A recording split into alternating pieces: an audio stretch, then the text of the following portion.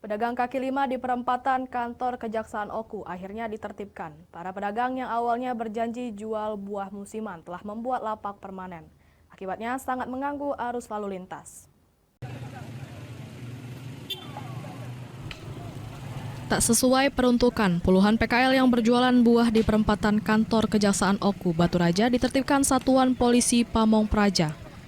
Penertiban itu setelah banyaknya laporan masyarakat merasa terganggu dengan banyaknya pedagang buah liar yang memakan bahu jalan dan trotoar.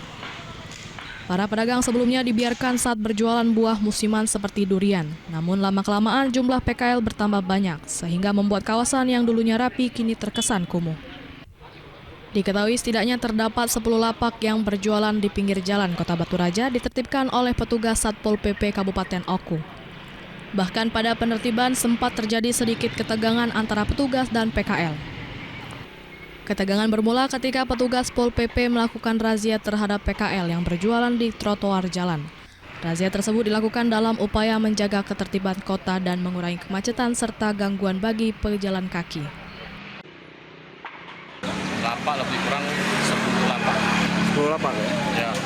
Untuk tindakan selanjutnya gimana nih Pak? Untuk tindak selanjutnya ke depan kita mungkin patroli. Ini bagus bagi kami kan, cuman kami ini nak kemana istilahnya itu nah.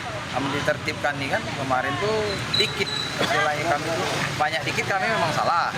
Nah itu kan masang atap atau hampir permanen ibaratnya kan, tapi bukan permanen untuk proseduran baik. Kami lah tahu proseduran kayak pasti kami bongkar lagi seperti biasa kan. Sebelumnya PKL ini sengaja membuat lapak permanen di perempatan kantor Kejaksaan Oku. Bahkan diduga seakan dibiarkan sehingga kuat dugaan ada oknum membolehkan. Dari Ogan Komering Ulu, Widori Agustino, iNews melaporkan.